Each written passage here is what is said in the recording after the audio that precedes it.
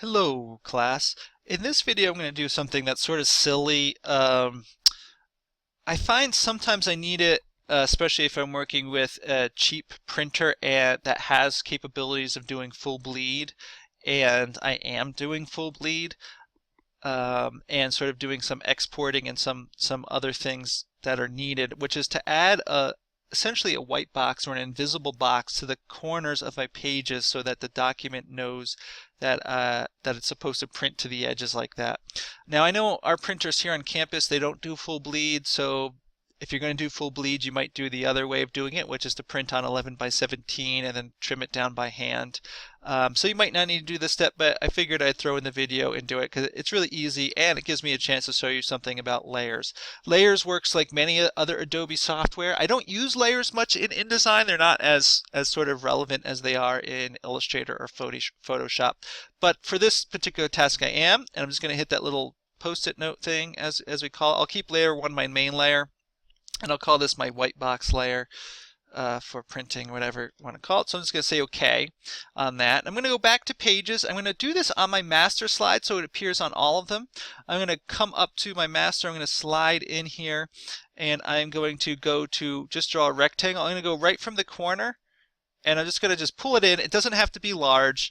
And we see I got a box here. What I really want to do is I want to take the foreground color and I'm going to pull to the top right to get it to be white, and I want to take the line color, the stroke color here, and I want that to be no stroke. So I want to go to actually color. I'm going to hit the line there, and so when I click off, we can see we've got this dotted line just showing it's there, but since it's white, it bleeds right in. And again, that is just so when I use full bleed sometimes on a printer, it knows that this corner of the page is actually something there. Otherwise, it can throw off a full bleed printer when full bleeding. So I'm going to throw it sort of in the in-between zone as well, and all the way down on my right-hand page, side of the page.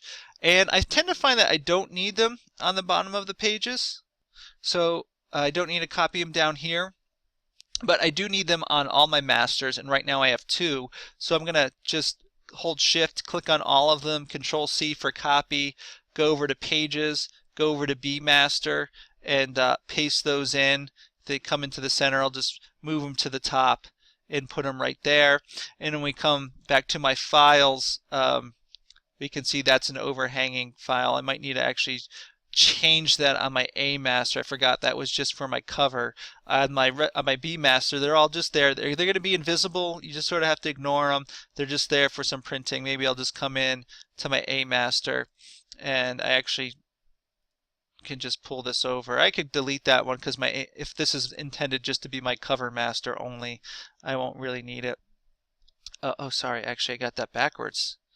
B master, that should come to there. That's my B master slide. Need to pull that through there. Now there we go. Now my cover sort of has its guards, and the rest of my files have its guards. So sorry about that. I did make a mistake because I forgot how I set this up. My B master was my cover, my A master was that, and again, you don't necessarily need to do that. I know if you're printing here, it won't even matter necessarily because our printers won't full bleed for you, though I highly recommend having full bleed in Portfolio, which might really just mean in our case cheating by printing on 11 by 17.